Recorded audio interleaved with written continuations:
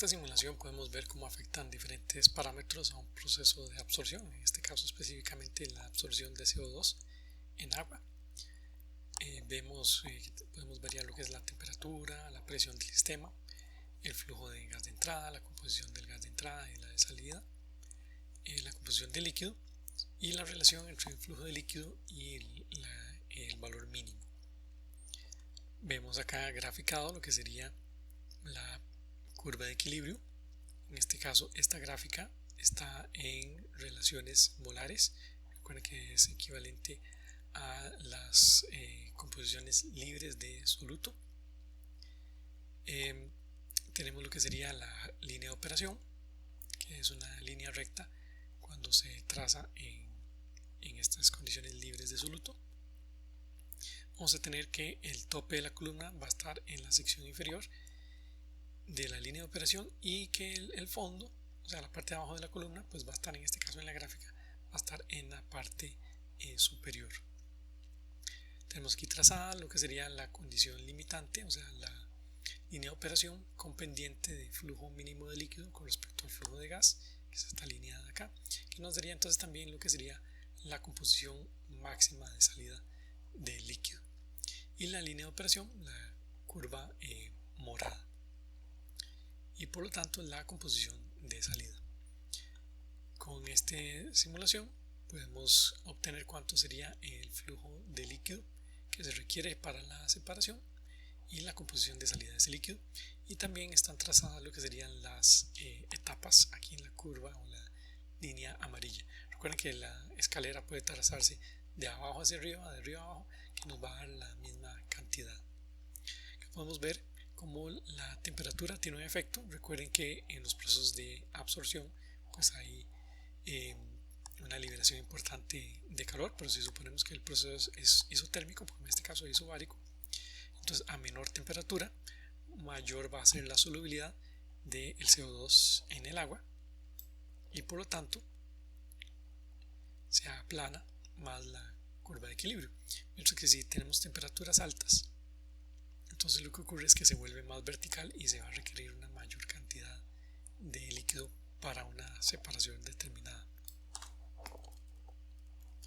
Igual ocurre con la presión. A menor presión más difícil se hace la separación, así que se prefieren presiones altas. A mayores presiones menor cantidad de líquido va a ser requerido. El flujo de gas no va a afectar mayormente, sino el efecto que va a tener es en la cantidad de líquido. Si tenemos más gas que tratar, vamos a requerir simplemente una mayor cantidad de líquido. Y la composición de entrada pues sí tiene un efecto, obviamente. A menor sea la composición, entonces más fácil la separación, puesto que hay menos que separar. Que si la composición es alta, pues mayor es la separación. Aquí estamos tomando en cuenta, estamos considerando la ley de Henry, pero para una condición donde el gas entra a un 10%, pues muy posiblemente no sea aplicable la ley de Henry. Sería aplicable quizás para composiciones más bajas. Podemos en todo caso con la simulación pues ver cuáles serían esas condiciones. Por ejemplo, si simplemente usamos un sistema un poco más diluido. Tomar en cuenta que en estos procesos las composiciones de líquido, por ejemplo, y del gas difícilmente van a llegar hasta 1, como puede ocurrir en el caso de la destilación, ¿verdad? Aquí las composiciones pues obviamente son bajas.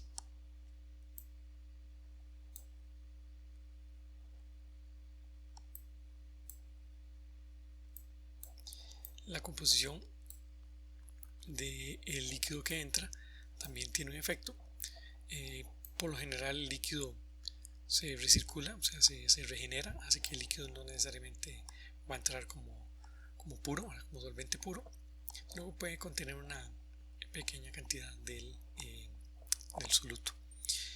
Y la relación entre el flujo de líquido y el mínimo, recuerden que si se usa la cantidad mínima, pues tendríamos que bombear menos, requeriría menos líquido, pero implica una columna cada vez más alta, ¿verdad? Usando el mínimo pues sería incluso con una de altura infinita y no se lograría la separación.